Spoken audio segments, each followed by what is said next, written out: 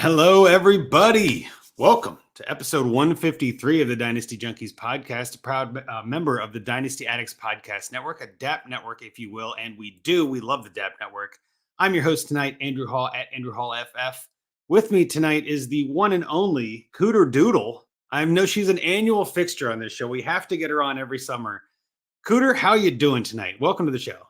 I'm doing very well. Doing great. Still scared of Dynasty, but I'm here. I'm back. It's like, I know you're not really big into Dynasty, which is exactly why we like bringing you on. I think I like the annual check-in to see how things are going. We were talking about it before the show. You were on last year with Bobby and I, and you were talking about how excited you were to make some trades. I want you to tell the listeners, how many trades have you made in your Dynasty League since that show? Yep. I left. I told Andrew, I said, after this, I was so hyped up a year ago. I said, after this, I'm going to start making trades. You've got the fire under me. And I have made 0 since. A big whopping 0, everybody. How about that? We're really hyping her up. This is great. Maybe this year's the year. Maybe this is the year we get this. And I love that you actually brought I don't know. I would think you said best friend before the show. I don't know if I want to get too open on this, but you've got a good friend at least. You've got a good friend that you brought in with you. Maybe that'll help make the change. So tonight we've got Rob Farley as well. Rob, hi. Nice to meet you. Hey, guys. Thanks for having me on. Make the trade. Yeah, and I know that Cooterdoodle mentioned that you are in her fantasy league. You guys have been friends for a long time, and you're the commissioner of the league. I guess just so people understand, why don't you tell people a little bit about yourself, I guess, and how long have you been playing fantasy? How long have you and Amanda been in a league together as well? Sweet. I've been a fantasy football player for almost 19 years now. Our league, the awesome name Pindy League, which is a 2-keeper league, is going on its 9th season, and every season we've continued on, kept a pretty good group around us, and Amanda has her name on one of the trophies, and then my name's on the trophy twice, so Oh, you gotta rub that in. I love it. That's exactly what I would do. Yeah. And look, I just want to put this out there. This was a long con. I just wanted to see who Rob is targeting during this podcast so I can snipe all his players during our draft. This is really not a friendship thing. No, I like it. It's a sneaky move. You're just here taking notes on what Rob says. I like it. This is you maybe should have waited to the end to explain that, but that's okay. That's okay. No, we're glad to have you on, Rob. And again, I think this is probably one of my favorite shows. Again, we get into a lot of the deep theory in Dynasty. We talk about a lot of different things because obviously a lot of our listeners are junkies just like we are, right? And I think it's nice to know that, not everybody, you don't start out a junkie.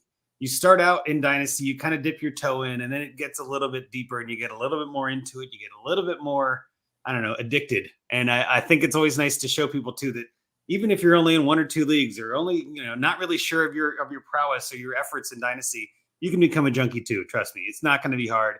And I think too, when it comes to Dynasty, everybody is welcome here. We're an all kinds of junkies sort of fan show is what we're looking for. So glad to have you both on tonight. Our headline topic for the night, which we'll get into in a little bit, is the NFC running back landscape. We're going to go through some of the ADP of that from July. Before we do that, though, we do have to talk about some news. And I use the term news lightly because, again, it's the off season, right? So like some of this news isn't really news. Some of it matters. Some of it doesn't. So I think at least for the sake of topic of the show and kind of talking about running backs, there's a lot of running back news. But I did want to mention the one that kind of hurt me the most was the injury, a lot of injury news, but injury to Tim Patrick, just coming out from an ACL, finally getting back on the field. Tears his Achilles in practice and is out for at least another year. I mean, there's a potential that his career is over. If you have Tim Patrick in Dynasty, I've seen him dropped in a couple leagues. It's just heartbreaking. I mean, I love this guy. He's got such a motor and all that. He's just a good player. Such a boring name, but such a flashy player, and I love it. But I guess, where are you at with this one, Cooterdoodle? Are you one of the fans of Tim Patrick, or is this kind of just like, par for the course? I'll be honest, I have like a weird... And I know everyone says this on Twitter. They're like, oh, it's all about the players, not about my teams. But there are people that generally are upset for their teams. I feel bad when this kind of stuff happens because for it to be like you never even get to play a full – I don't know. I just feel bad for him. Like, I don't even think of it in terms of players. I think it would have been fun. I'm actually excited about Denver this year. Yeah. And, it just hurts to see. Yeah, definitely does. Like it's just unfortunate, right? I'm sure, Rob, you're thinking the same kind of thing, right? Like, it's not good news. This is terrible. But, I mean, do you think Tim Patrick comes back? Maybe that's something we could discuss. But, I don't know if any of us know that, Yeah, I definitely share in the sentiment that Cooterdoodle says. I was really excited for Denver's season, especially with that backfield coming back at full health and Samaje Perine, but also Oh to yeah. see Tim Patrick play with a Russell Wilson in that Sean Payton offense, and with his big play jump ball ability, would have been fantastic compliment to what Jerry Judy's doing and what Cortland Sutton could do. But unfortunately, we won't be able to see that. And I hope he has a speedy recovery and he gets well and he can come back and play next season. Yeah, I'm hoping so too, right? I mean, he's still, he's still young, he's still talented, and I think he's got the drive. If you can make it in the NFL, you got to have some sort of dedication to craft and things like that. So I am hopeful that he comes back, but it's just a shame to see him miss another year because, again, I do like the talent, I like the player. Can I make a segue real quick? Because Please. Rob and I are both Saints fans, right? Yeah, I figured. And huge Saints fans. And so I haven't actually talked to Rob about this, but with Sean Payton there, I'm already, I knock on wood, I feel like Russell Wilson can't be any worse. And he had some highlights. I'm just excited about Sean Payton. As much as people thought he was being rude in the comments that he made, I would actually be fired up if I was like a Broncos native. That would fire me up to know that your coach, this brand new coach, is coming in and he's just like swinging at the fences and already kind of attacking people. I don't know. I don't like it. No question. That organization needed someone to fire him up. They were lull and dull, and they gave up last season too. I remember my biggest heartbreak was having Denver's defense towards the end of the year last year and having that game against the Rams where they put up 56 and they just looked sluggish and just completely gave up. And it lost me one of my leagues. So seeing Sean Payton come in there and start throwing haymakers at the previous coaching regime, I love it. I love it. I did too. And did y'all see Russell Wilson said "Go Broncos" instead? Like, I feel like that's it's a new hopeful. Era. The ego is like fading away. It's nice. Yeah. I mean, again, you guys are Peyton fans, I would think, right? He did a lot for your team. He did a lot for your city. I know that I don't have any ill will toward Peyton. I think he did what he had to do. The timing was right. There was some suspension stuff and then Drew Brees retiring. And it just kind of made sense to kind of close that chapter. But I mean, you kind of said it a little bit, I guess, already, but it sounds like you're pretty hopeful for Denver, right? Like you're thinking Denver is going to be a nice place for Peyton and you're hoping he does well there. Is that a fair statement? That's how I feel. I don't know about Rob, but as a Saints fan, I'm like, I don't know. I feel like I'm secondarily connected to the Broncos a little bit. Like I'm rooting for them because of that. You know what I mean? Absolutely. Well, and that's kind of why I don't think you're upset. Like, I guess there are times when, your coach leaves and you're like, sour grapes in a way and you're like, screw that guy, I'm done with him. But you're not feeling like that. There's no animosity for Sean Payton, right? No, never, not once. No, when he left the Saints, it was like, appreciate everything you did for the city and for the organization. Good luck on your future life. And if he would have went to Atlanta or Tampa Bay or Carolina, then it would have been cool. Then no, that's not even NFC. I could feel like that could be destructive. But he went to the AFC, so that will allow it, right? That's fine. It's good. It's safe. Totally cool. It's palatable. I can handle it. Well, and Russ Wilson, I've always kind of had a thing for Russ Wilson. He's a little cringe, but that's kind of what I like about him. And I mean, obviously, I'm talking to one of the queens of cringe and Cooterdoodle. Some of your videos, like some of those are just the prime cringe. Like it is just, I can't stop. I'm not going to talk about the specific one you just released, but go check out her feed if you haven't seen it. Oh God, comedy prime. I just love it. But let's get back to some of these other running backs. I know it's perfectly fine. I love the segue. But there are some bigger news. I think the only real one I wanted to kind of get into was the Colts situation, which is just so frustrating and confusing. We're talking about NFC running backs tonight, but I'd be remiss if we didn't at least discuss, for Dynasty at least, Jonathan Taylor and kind of what the future looks like there. And maybe, Rob, I'll kick it to you first. I mean, do you think Jonathan Taylor is going to sit out? Do you think he's going to be on the NFI list? Is he going to play 6 games and stop? Like, what do you think? What does your gut tell you that Jonathan Taylor does this year? My gut tells me that he is not going to sit out. I think they're going to make a trade and move him over to a different team. I think that organization has completely given up on him. They're also a team that's throwing daggers. That owner does playing a little shady stuff. I think he's gone. I think that offense is retooled around Anthony Richardson and the weapons that they have around him, and they obviously don't value him at all. So. I think he's on another team, and I think this is the right time to announce that I guess I just signed with the Colts to be their starting running back since they have literally no one else in that backfield.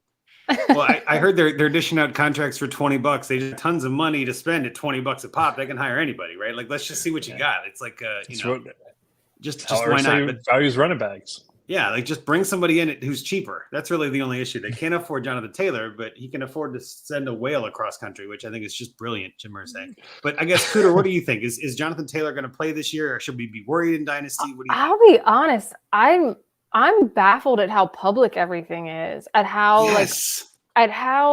passive aggressive he's been. Not Taylor, but Irsay. Like, it's been very interesting. And then the donation that he made. It wasn't the donation that was the problem. It was the fact that he's like, I have money. Why not send it? You know what I mean? Like, it's clearly a message. And Rob and I were talking about it, that Taylor like went on the bus and then he came off and he was like, I want to trade. Something happened. There's bad blood. Shout out Taylor Swift. There's a lot of bad blood. And I just don't. It sucks because I feel like they could twist his arm and make him play, or it is really bad for him if he just sits out. So hopefully a trade happens, because I am team running back on all the drama. I would like to see them flourish. Same here. And honestly, I mean, it's been, for all running backs, it's been a pretty cruel summer. And I think that karma is coming for Jim Irsay, because he's got a reputation. And I don't know, are you ready for it? Let's get some running backs back in the game. Telling you what. Love my T Swift. Love my Swiftie. That was art. Bravo there. Bravo. That wasn't even written. But here's where I'm going with this, right? Running backs are a stressful spot in Dynasty. And we talk about this a lot, actually, because running backs are kind of, our podcast specifically talks about how you don't need running backs until August, right? Like, don't sit on running backs. And this is kind of why, right? Because there's no guaranteeness. You don't know what's going to happen with the running backs. It's like, they could get hurt, they could hold out, they could get traded. Like, there's so many question marks. We still got a bunch that are even free agents right now. It's just like, whew, my goodness. Like, I don't know what to do with all this. So part of me is like, this perfectly explains the whole, like, sell running backs for anything you can in the offseason, and just sort of put your value and your assets in more reliable things like receivers and quarterbacks and so on. So I do think Jonathan Taylor plays. I do think he plays for the Colts. I don't know if they're going to find a trade partner, just because, like you said, Amanda, it's so public right now. Like, everybody knows. Like, there's no secret here.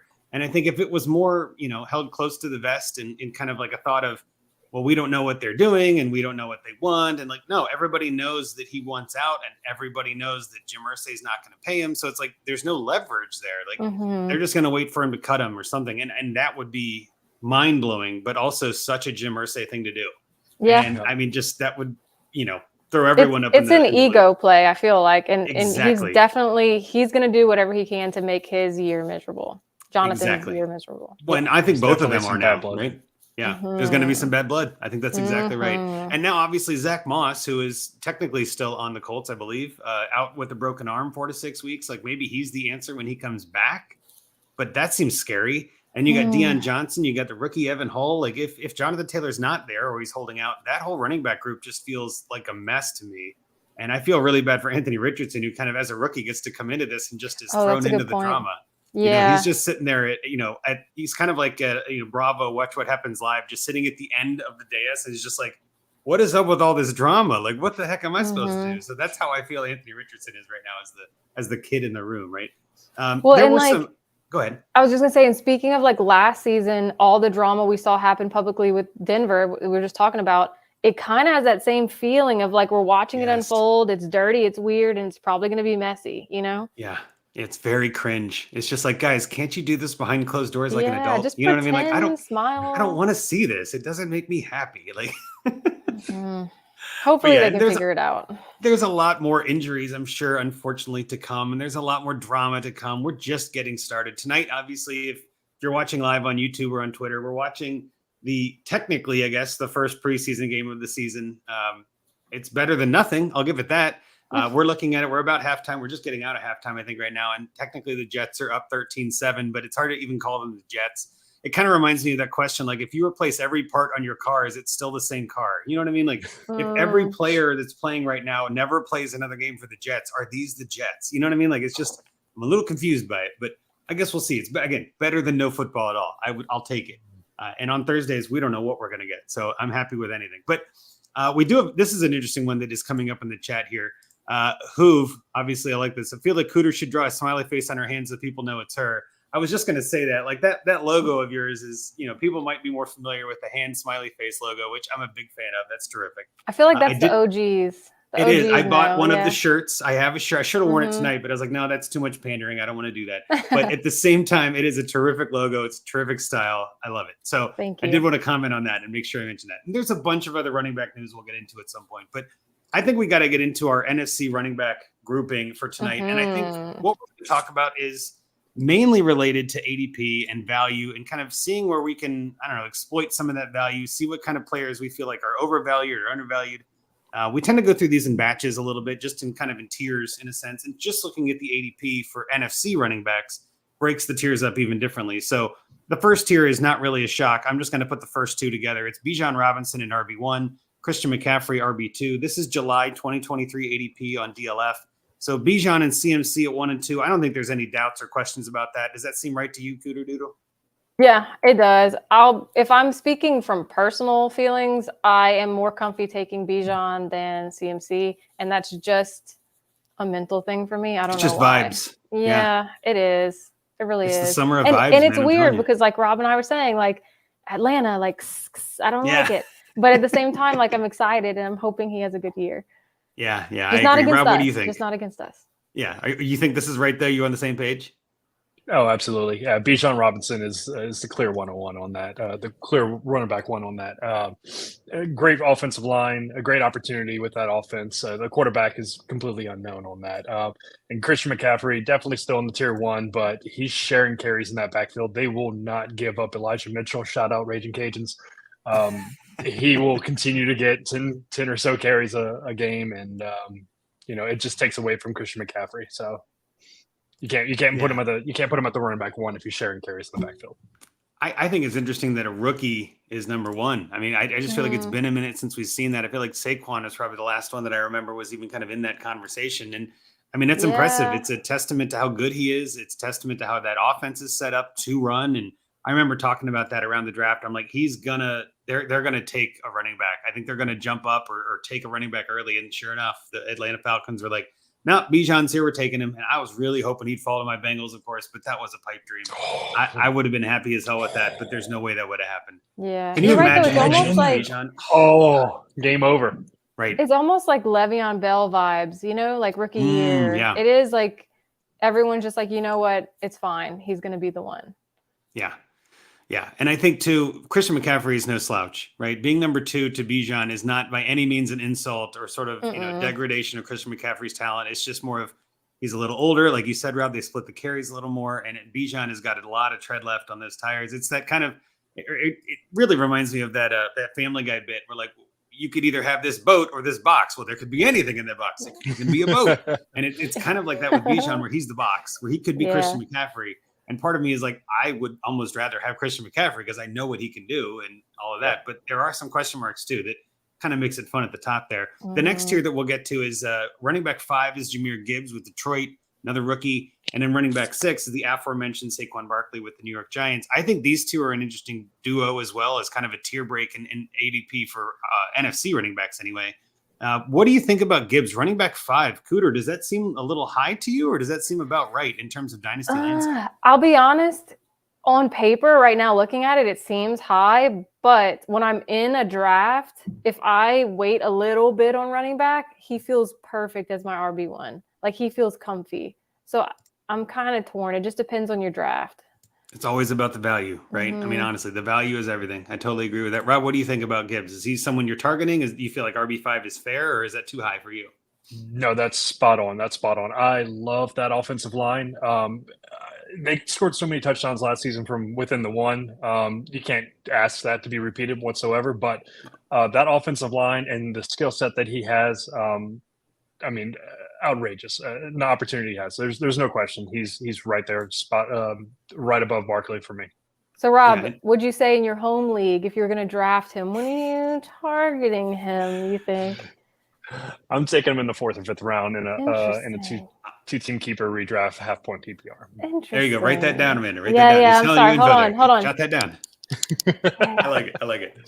Well, I personally, I kind of think it's a little high. I think that they're going to be splitting carries in Detroit. I think Detroit's going to be throwing a lot and probably be behind a lot, which is obviously could be a little bit of a narrative streak and you building the argument I want to build.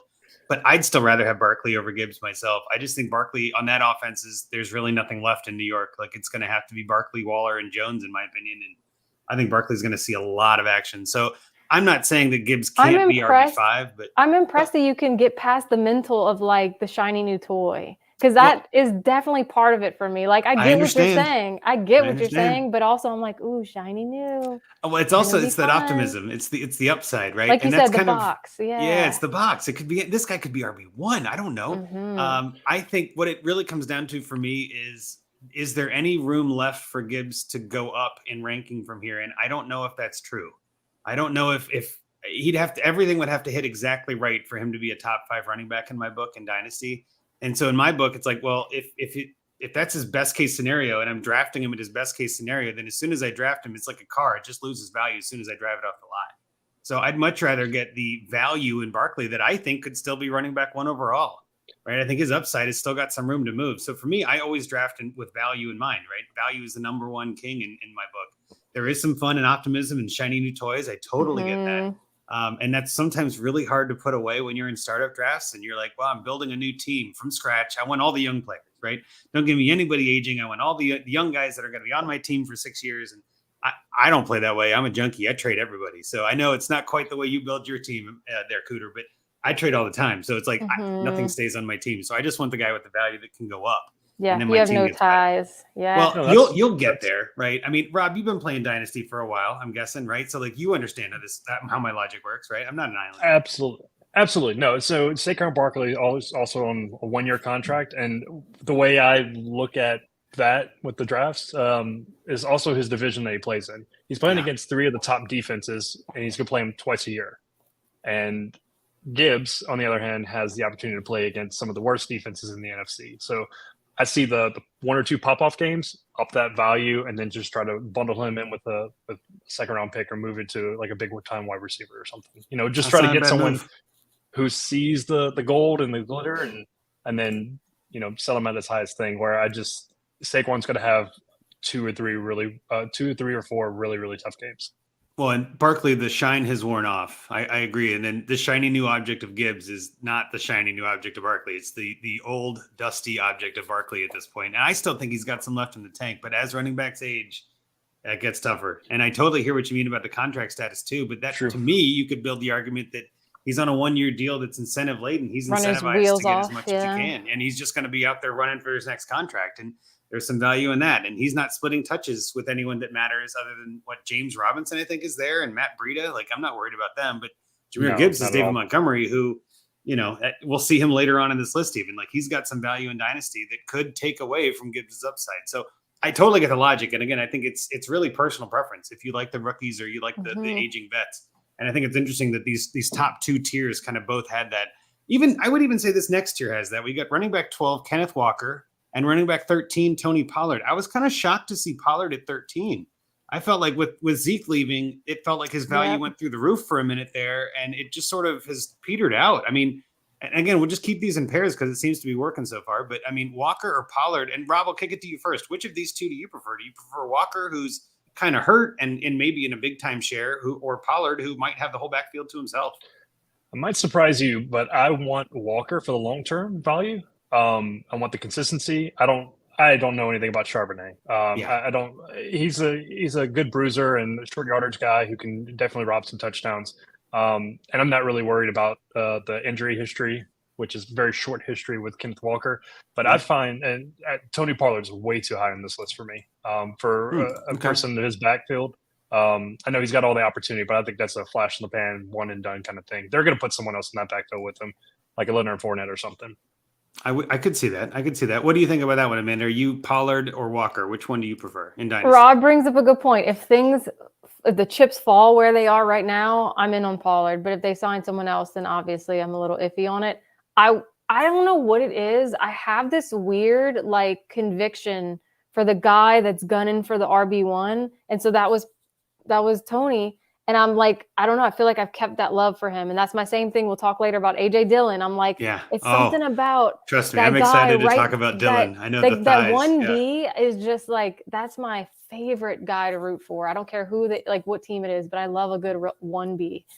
So hey, 1Bs are always fun, honestly. Like when it's that guy that's taken the job and then they get the job and you're like, it reminds me kind of like that. I think it was from Batman, from the Dark Knight, where he goes, you just, when you don't know you always want to chase the car, but you don't know what to do when you get it. It feels like that to me. Like you're just trying to get the starting job, but now that you've got it, what do you do with it? That's kind of what it feels like. Yeah, it's a little crazy. I personally would rather have Pollard, but again, these two are right back to back for a reason. Mm-hmm. It's picking nits. You know what I mean? Like you're literally just like, I don't know. And Kenneth Walker was really good last year. I think he did a really good job. I think it's interesting that the team drafted another running back, even if it is Charbonnet and he's a different kind of back. That still says to me that they spent a pretty good amount of draft capital on another one. That worries me a little bit for Walker, and it just still seems like they're a little bit injured, and there's question marks around both of them right now, both Walker and Charbonnet, which we'll talk about soon. And then again with Pollard, I almost have this vibe, this gut feeling that Zeke comes back and kind of steps on his toes yet again. I just feel like that's how the NFL writers are putting this together. You know what I mean? They're just going to be like, yeah, Zeke gets cut, and then he's like, guess what? I'm back.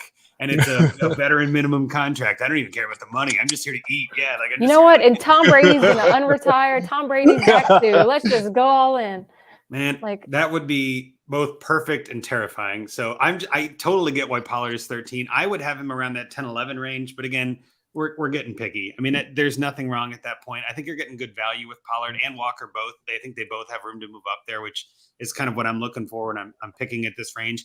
And I think, too, the way you said it before, Cooterdoodle, is like if you wait on running backs, these are the kind of guys you start to look at as your running back ones, right? I'd be fine with Pollard as my RB1. Mm-hmm. Running back 13 in ADP, so you're going to have someone that's got 2 of the top 12.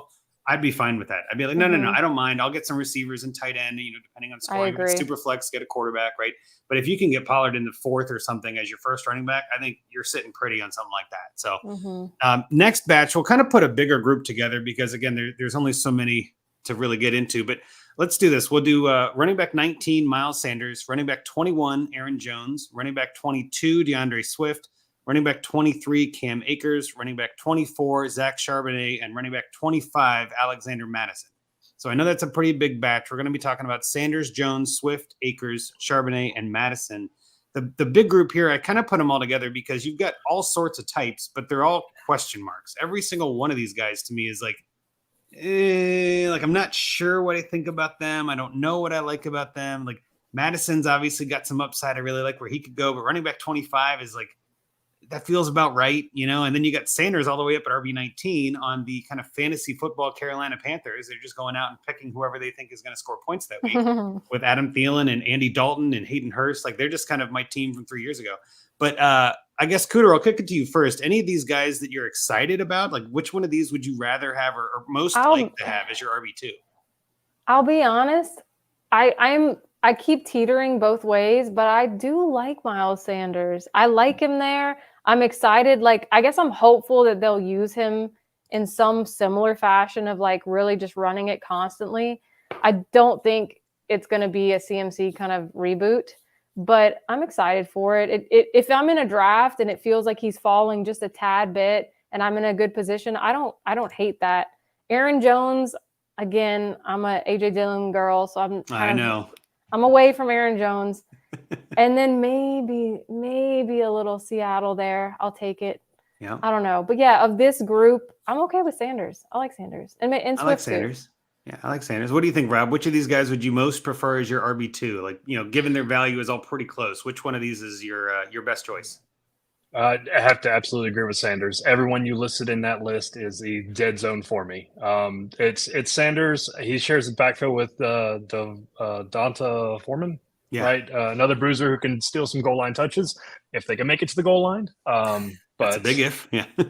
Big if. But yeah, he's still got fresh legs. He showed what he can really do in Philadelphia's offense. I know he's being downgraded substantially with the offensive line moving over to Carolina, but that's definitely the guy. And I'm with you 100%, Cooter. I'm going to be tracking him in the draft and try to snipe him before he gets to you. All right. All right, let me take a little note right here. Jot that down. Okay. Rob, look away for a second. She's just going to write something. Got it. I think I'm kind of on the same page as you guys. I do like Sanders this year. I think RB19 again feels fair, but I think he could be a top 12 running back in that offense. I mean, there is some question marks around him, of course. Like, can he actually hold that job? Can he maintain, that RB1 by himself status without being an RB1A, to Deonta Foreman? And like you said it too, Rob, are they going to get in the end zone enough? Are they going to be high powered enough to, walk their way down the field and get a lot of points?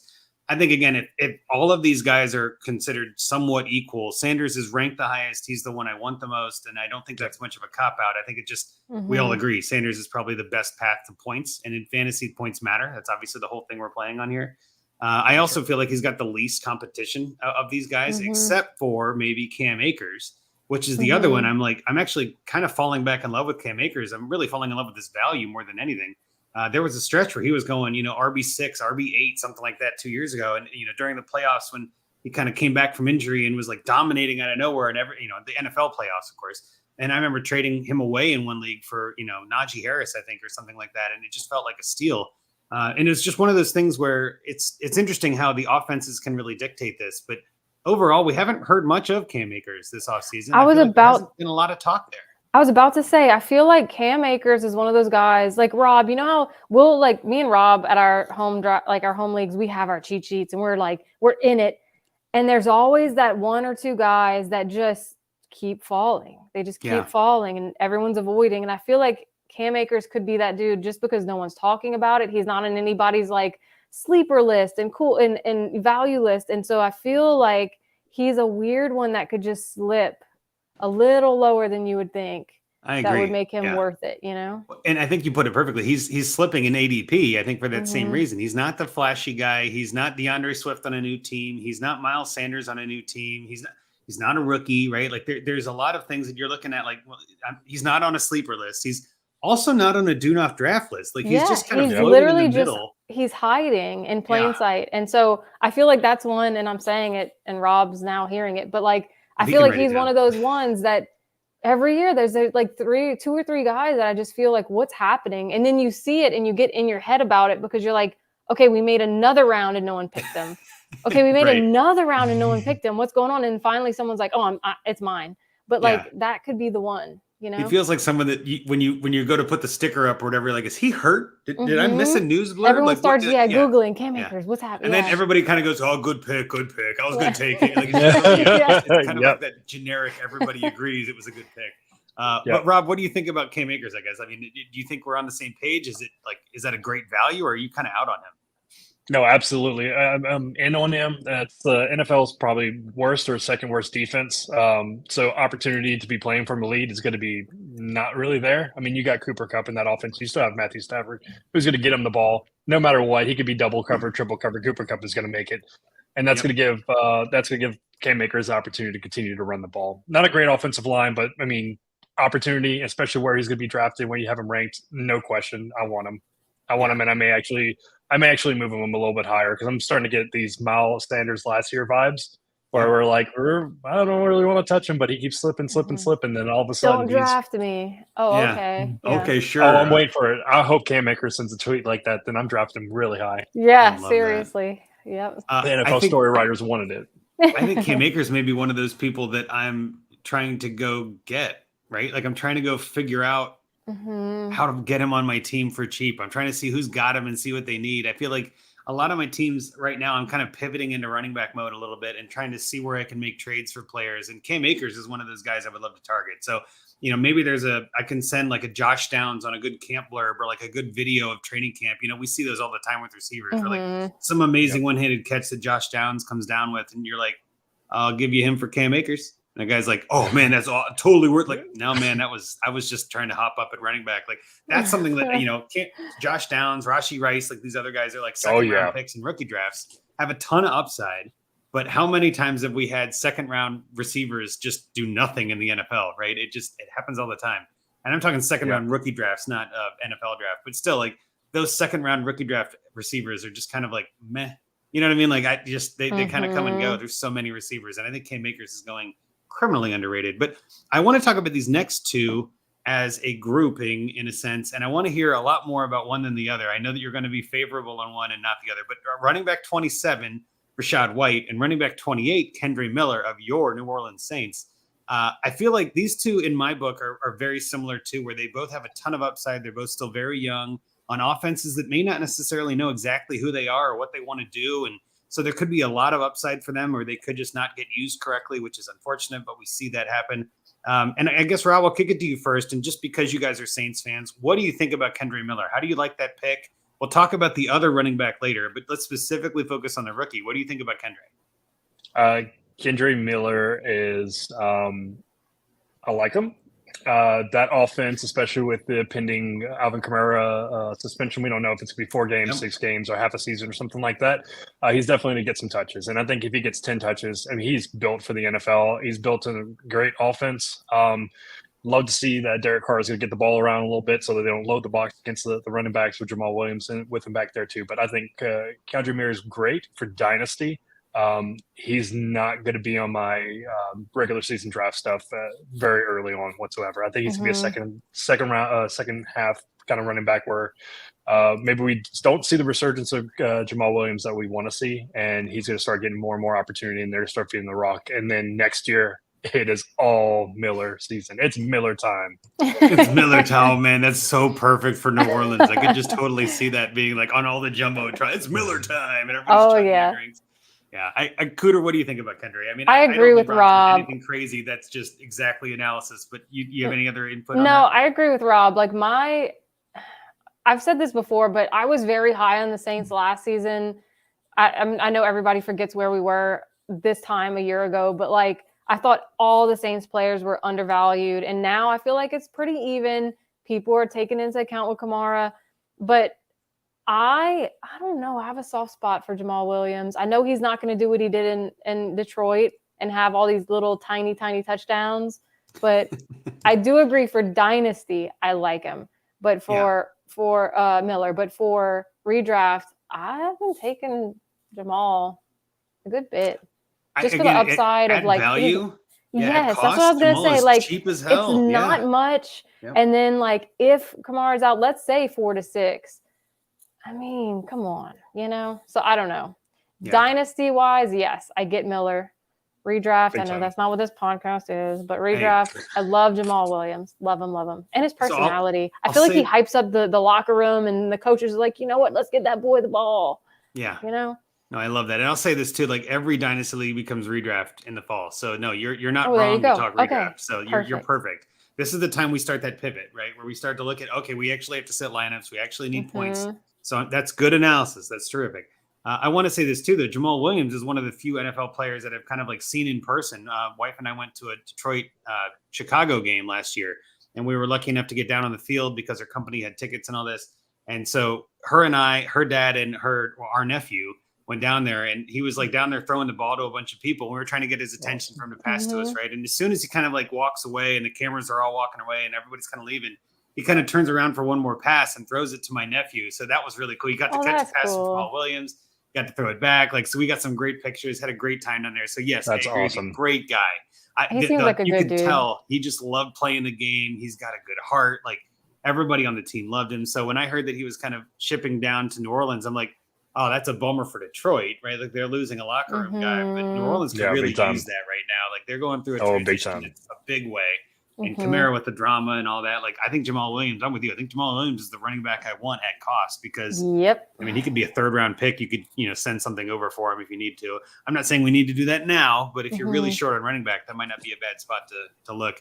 And I definitely want to give a shout out to Mr. Scampers in the chat here. What is the beer of choice in New Orleans? Is Miller the beer, or is it a Bud Light City? Is it a craft city? I think it's a Beta, right, Rob? Beta makes sense. Yeah, like it's got to be a Beta. Yeah, and especially the strawberry Abita, like when that season hits, that's fun.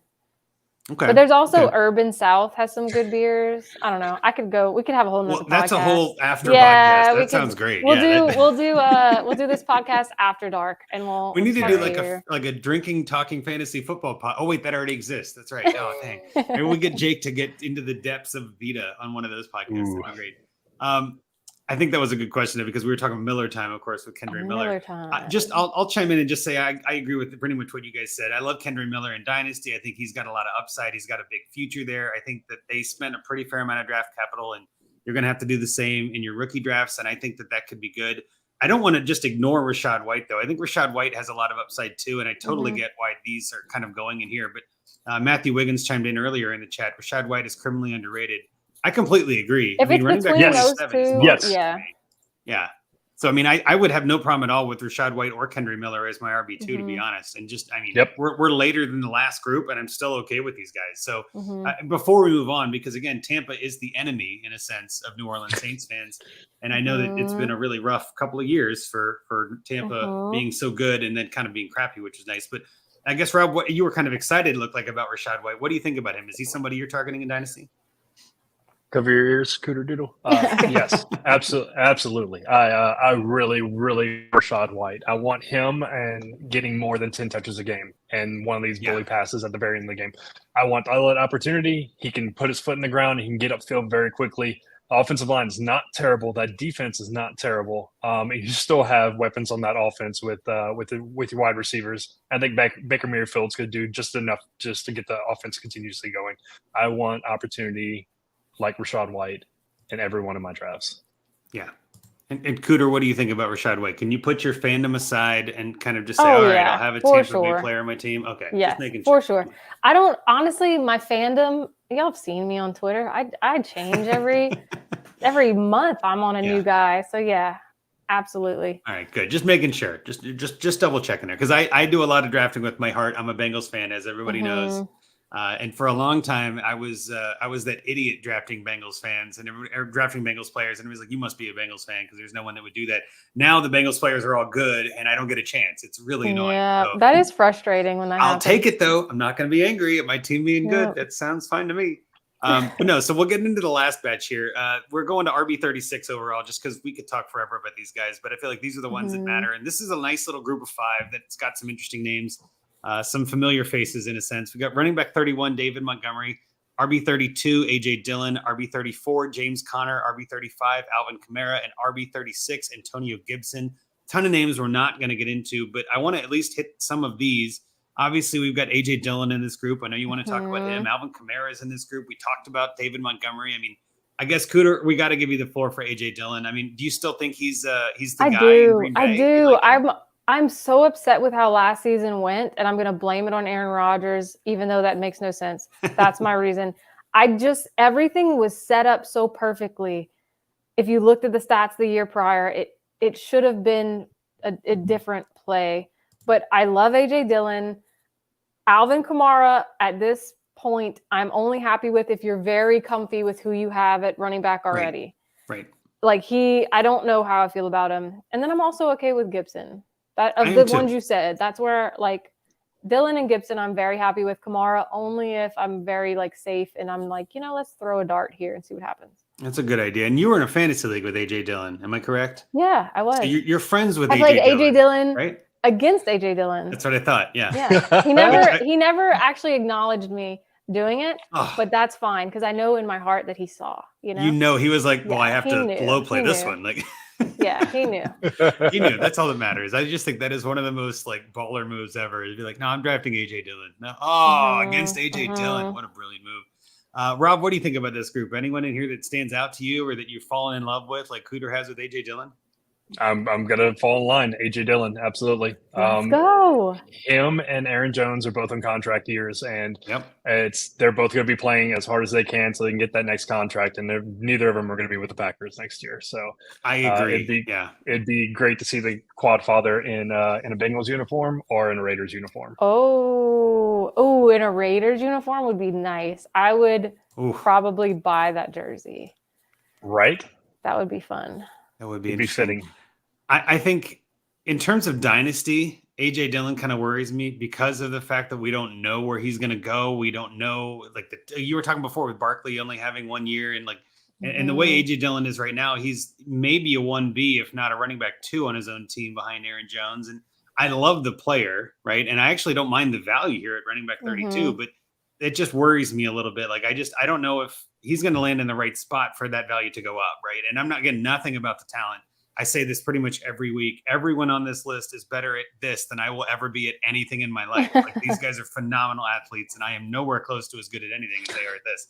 But AJ Dillon kind of, I wouldn't say, again, worries me isn't quite the right word. It's just like I'm uncertain more about him and his You just future have to manifest it. You just think about it. You make a board. You put his quads all over the place. Like it will be fine. It'll be fine. Those quads say everything will work out. Everything will quad out. The only other player that we really didn't mention much on here is James Conner, and I think he's another steal though. I think this year especially, he's going to get a ton of points. So anytime I'm on a contending roster, about Marlon Mack? I'm not worried about Marlon Mack crying out for them. No, not at all. I'm worried more about Kyler Murray and that offense just not being good, right? I'm just worried about that offense, like not having any reason to play and just kind of like throwing in the towel at halftime. And, just kind of, who knows, maybe they just let Keontae Ingram go ham. I mean, honestly, we don't know. But I do like the aspect of James Conner being RB34. You can get him for very cheap. And honestly, like Alvin Kamara with the question marks around him and the suspension looming or not, I mean, there's some off the field stuff with him, but he's still a stud on the field. And I kind of like what you said with that too, Amanda, where it's like, if I have 4 running backs and either of these guys is my RB5, that's exactly where I want to be. You know what I mean? Like, if I can land it where like I'm just running back heavy and I just got these guys as a deep position, I'm fine with it.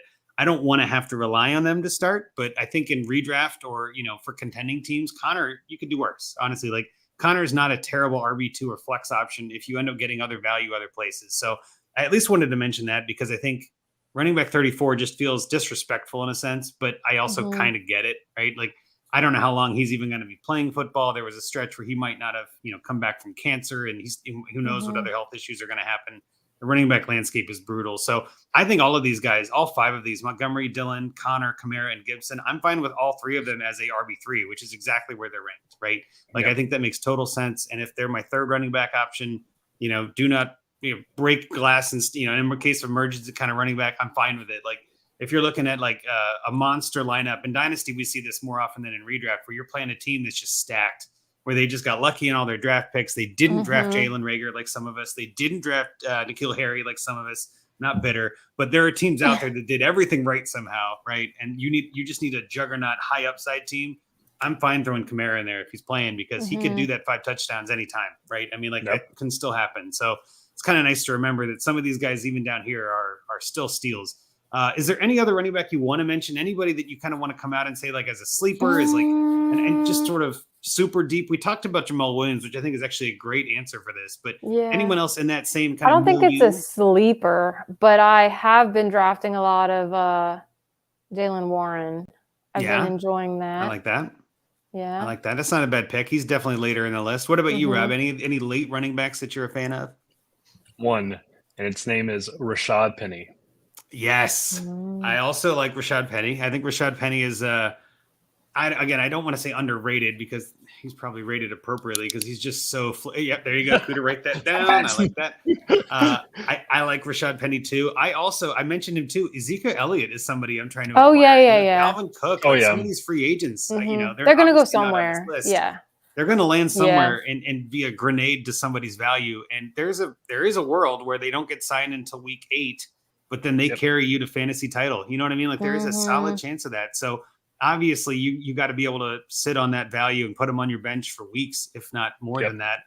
So again, it's a high risk, but high reward kind of option. So Fournette, I'm not as sold on. I think he might not have much left in the tank, but Zeke and Cook, I'm still a fan of. Kareem Hunt is obviously still out there. I'm a fan of him. So we got to see a lot more of the preseason, I guess, to see who gets dinged up and what teams start to look at their rosters and start to make cuts. And that's when we can see that. But once they sign, you're not going to get them for the price you can get them for right now.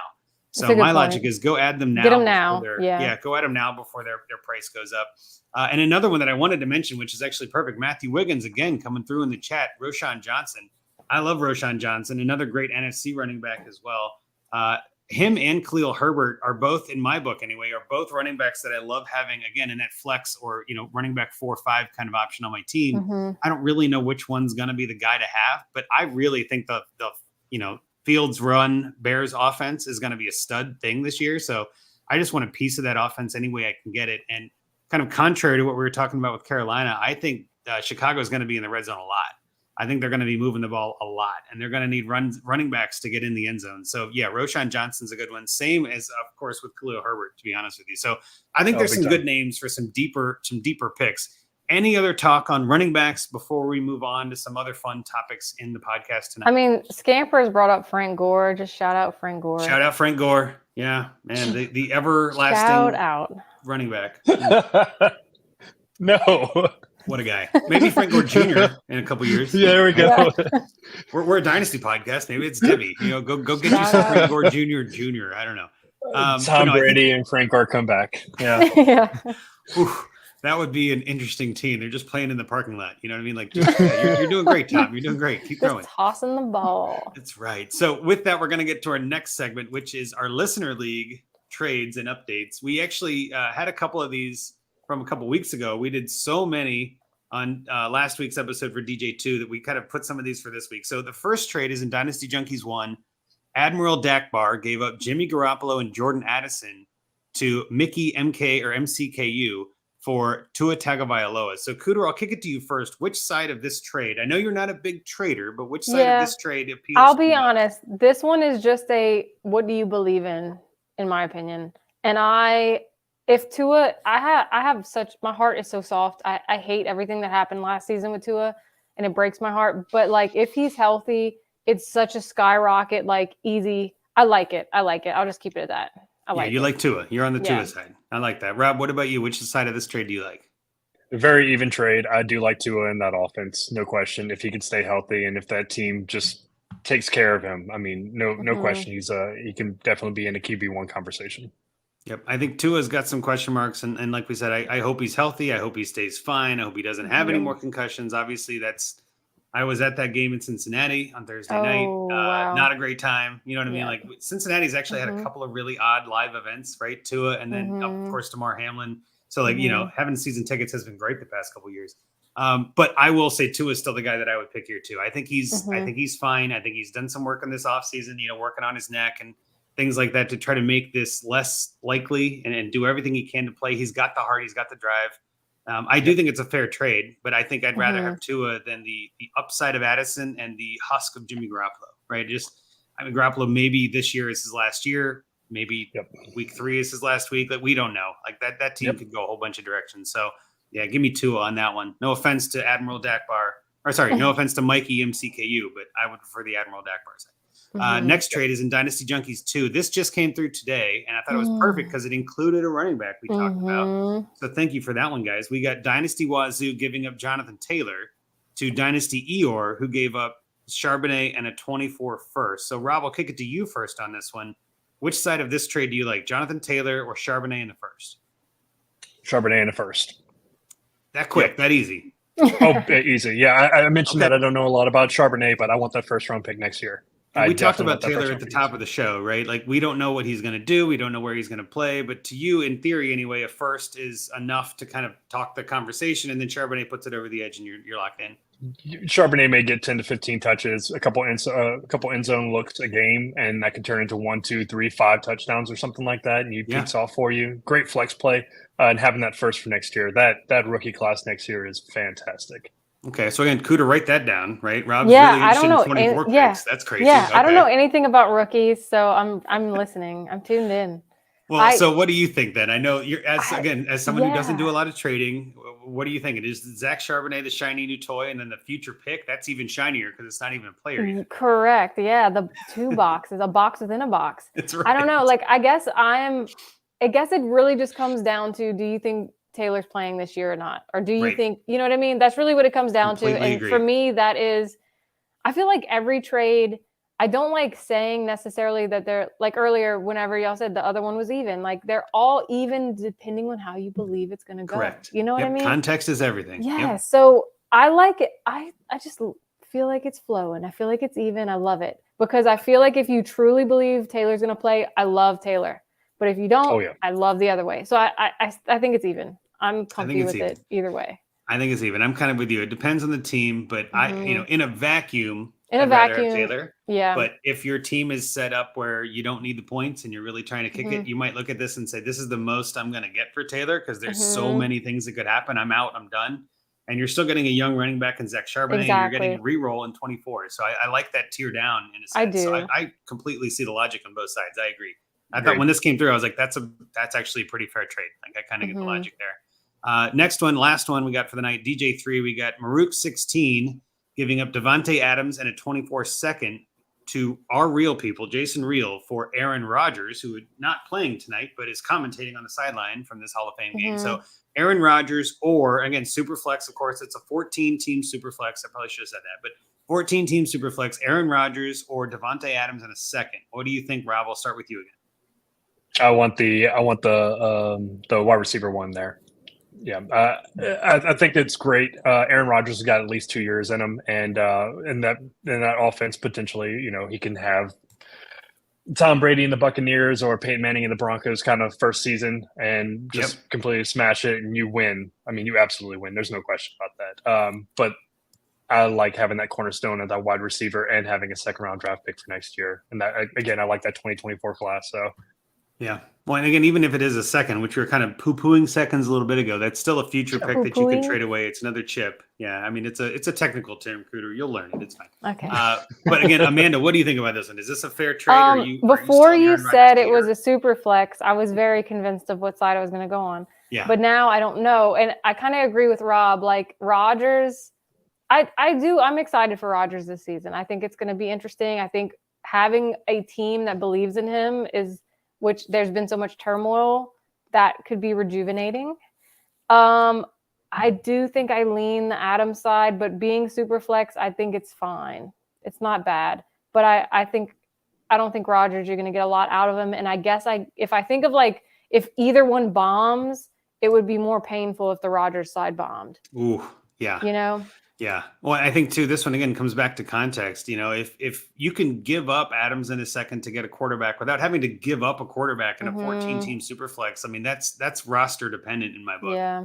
I mean, again, I think in a vacuum, I'd probably rather have Adams in a second, but if you don't have a quarterback, and that's what you got to give up to get one, that's what you got to give up to get one. Sometimes that's just how the cookie crumbles.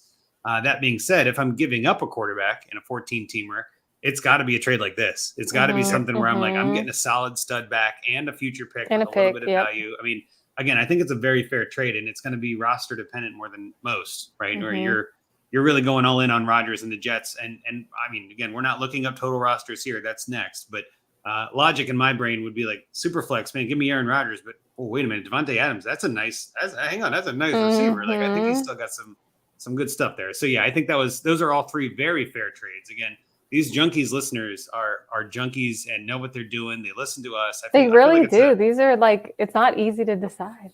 Yeah, I feel like it's one of those things where we see a lot of them in the chat tonight. Of course, Matthew Wiggins is in there. I know we had a couple other Puff Pass Kick was in earlier. We got some other things. So it's just these guys listen to us a lot. And so a lot of times when we see these trades, it's almost always like, yeah, they listen to us. That's exactly what we would do. But again, they're junkies too, so you never know. But again, listener leagues are fun. We're really glad that we've got that third one going and excited to see how that one plays out. We'll probably be doing a next one next year. How can we stop now? We're just junkies like everyone else. But with that, we're going to get to our final segment of the night. I think one of my favorites, we've talked about it a little bit even before the show.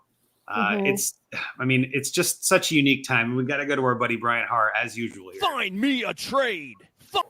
Thank you, Brian. Find me a trade. That's exactly right. We're doing Find Me a Trade tonight. This one is submitted by Andy at Ando_Skull.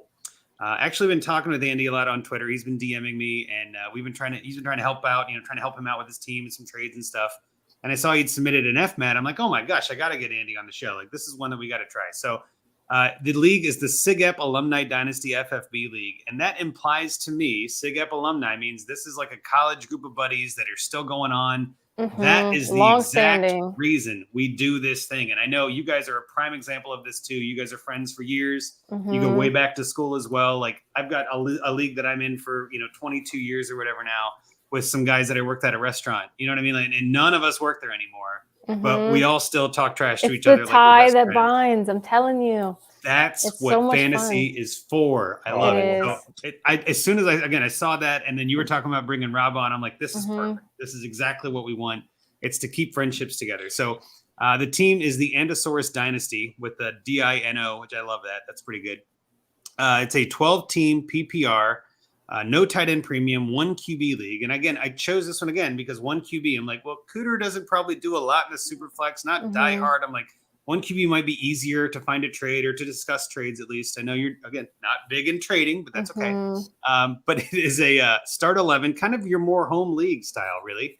QB, 2 running back, 2 receiver, tight end, 2 flex, a kicker, a defense, and an IDP flex, which again, love that IDP flex. Like, just pick 1 defensive player. Like, I think this is something I talked to a lot of people about IDP, and I'm not personally a fan of it. It was just too much for my dumb brain, and I just couldn't do it.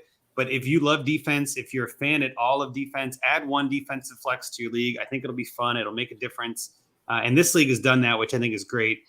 His thoughts here, I'd say I'm a year out from being a true contender. I'm still a bit weak at the running back position, but I just did a rookie draft and acquired your buddy Kendry Miller, Zay Flowers, and Dalton Kincaid, wondering if I'm ready to make win now moves. I'm not going to pull it up because it takes too much brain power and time and processor on my computer. But just I'll read through the team so everybody gets an idea here. So his team is, again, 1 QB. He's got Justin Herbert, Trey Lance, Baker Mayfield, and Tom Brady. That's 2 weeks in a row that we have a team rostering Tom Brady on Find Me a Trade. I mean, I know you guys agree. Kick him. What the heck are we doing here, guys? Get him off your roster. Do what you got to do, Randy. That's what I would do. Jonathan Taylor is the running back 1, which we talked about. Your friend AJ Dillon. We talked about DeAndre Swift, Kareem Hunt, Latavius Murray, Michael Carter, Pierre Strong, Jerome Ford, Jordan Mason, and Malik Davis. A pretty good running back group. I mean, it could be better, but that's pretty good. It's not terrible. No, it's not. We've seen worse. Trust me.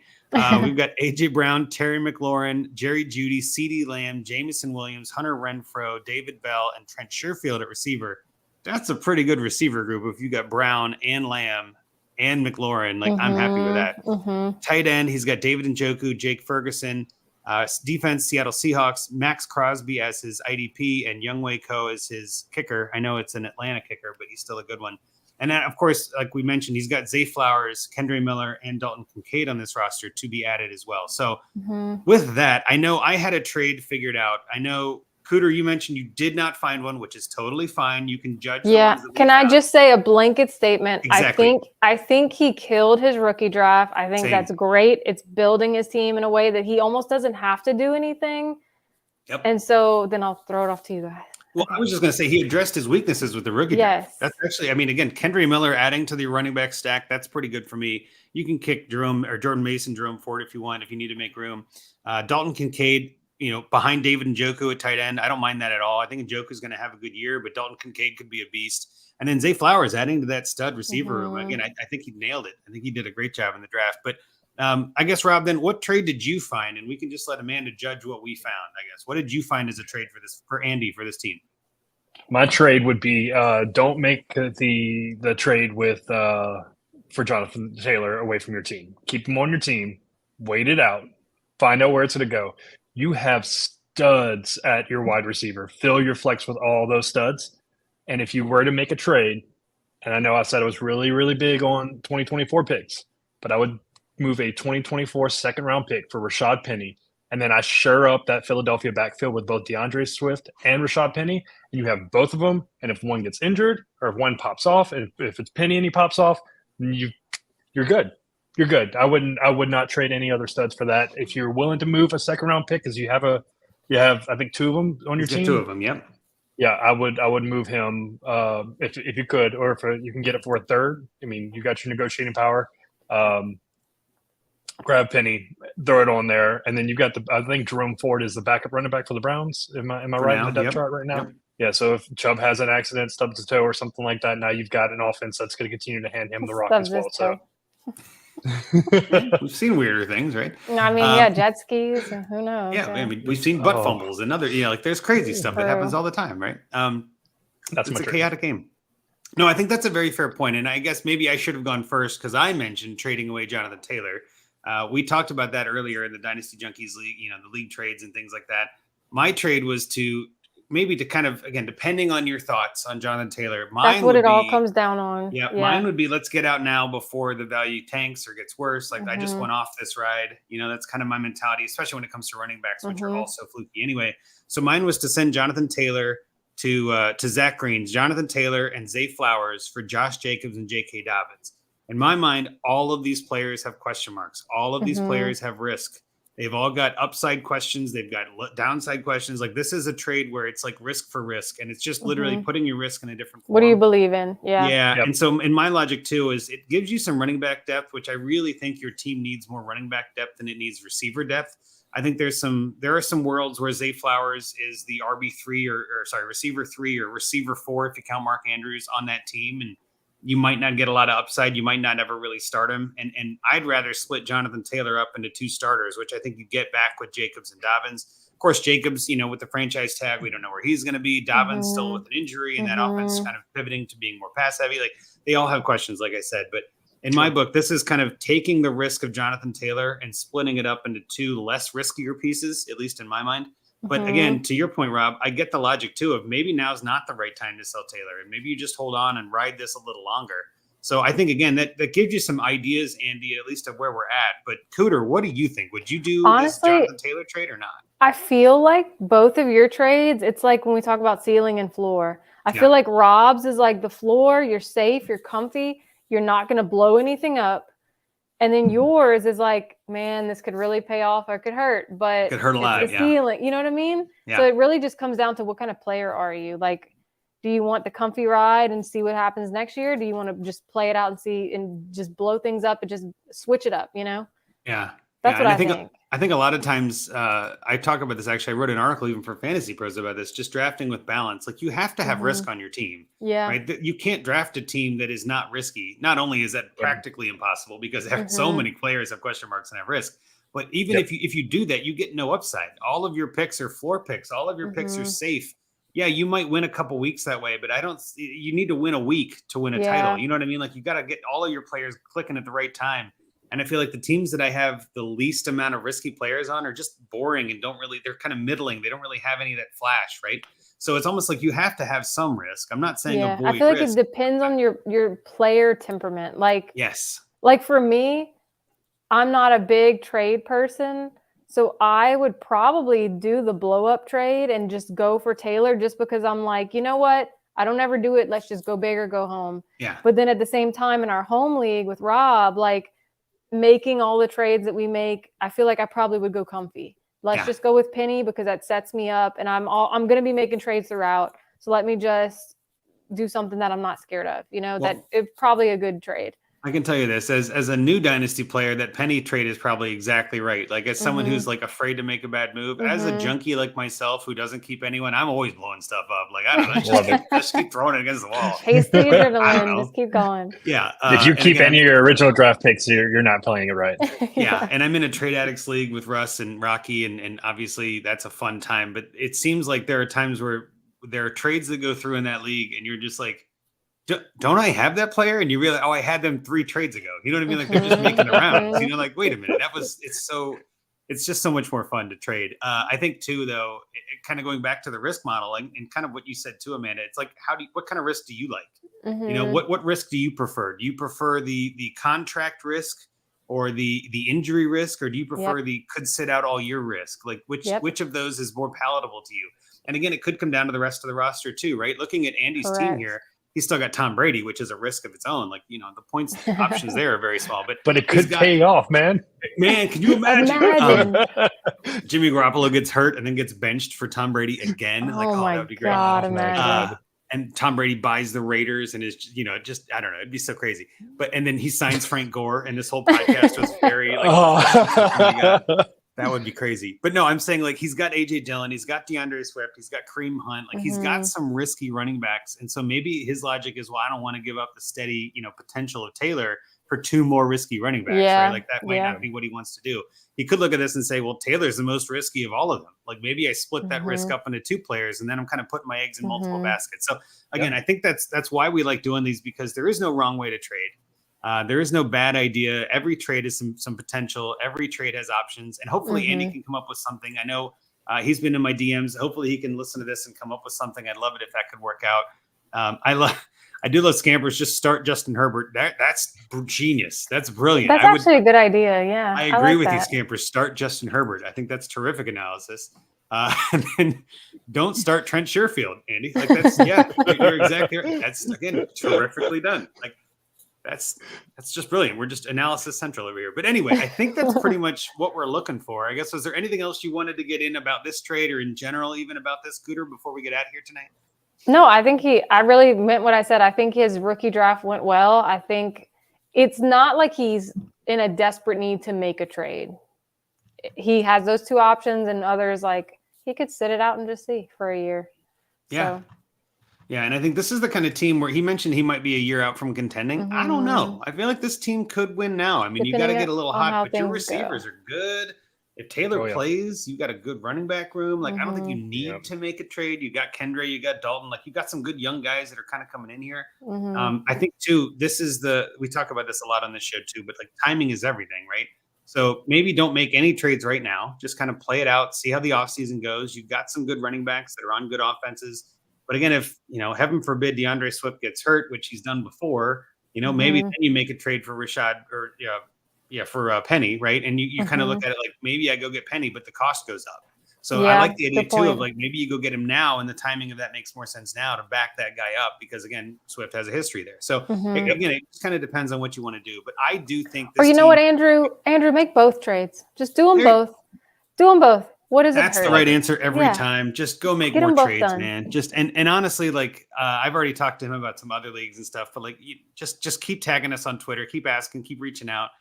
That's the one thing I love about this community, is that I can ask so many people questions on trades, and then they can ask me questions, and it's just like, there is no wrong answer, because there are times, I think one of my favorites, I talked about this before too, but when you put a trade up and it's like, let's say it was this one, let's say it was Jonathan Taylor and Zay Flowers for Josh Jacobs and J.K. Dobbins, and somebody just comments, "Oh my God, you got a steal." And then I go, which side is the steal? You know what I mean? Like, I'm not sure. Wait, I don't, did I win, or like, I feel Googling like every player. Yeah. Googling every player. I want to, did someone get hurt? What happened? What did I do? Or like somebody posts that GIF of the like marmoset taking the hubcap from the car, and I'm just like, but wait, which player is the hubcap? Yeah. I don't understand. Like, can you make it more obvious for me in my dumb human brain, right? That's great. But yeah, that's where I think, again, trading is, as long as both sides agree, which I think you said before too, Cooter, as long as both sides agree, it's a fair trade, right? As long as everybody is happy, that's great. I was talking before about drunk trading. I'm not a huge fan of that anymore. I try not to do it as much. But if I agree to a trade, even while drunk, that's an agreed to trade. That counts. You know what I mean? Like, it is what it is. You got to accept the consequences. Yep. As a commissioner, Rob, I'm sure you've had to deal with a couple of different dramatic pieces in your time as a commissioner. And it's like, yeah, definitely. Can you just not put me in that position, Definitely guys? You know what I mean? Like, just come on. Like, the life of a commissioner. I commission a couple leagues myself, and sometimes it's the dumbest thing that causes fights. And you're like, aren't we adults here? Like, what are we doing, guys? Just calm down. It's just a rookie pick. Relax. Like, and then it's one fun last because thing. then I text Rob separately, and I'm like, oh my God, they're insane. I love the side text. That's right. You're with me, right? They're crazy. But no, something else. There's a lot of ways to take this, but I also say this all the time. If one trade is going to kill your league, it was already dead. Like, there are times I see it on Twitter where I'm team no veto, right? Like, if both sides agree to a trade and that trade kills your league, then your league was terrible and it deserves to die. It was hanging by the thread. It's the picture of the book sack, just like by one little stitch, Yep. Because I've seen people that, post trades like, should I veto this? And there was actually a conversation on Twitter I got into this week where someone is like, I'm usually team never veto, but I had to veto this one. And I was like, oh, so team sometimes veto then. Like, you're clearly not team never veto. Like, never means never, my friend. Like, I don't know how you backed out on that. Like, you didn't do the one thing in your team there. Like, but the point I'm getting at with all of this is have fun with it. Like, just trades are meant to be fun.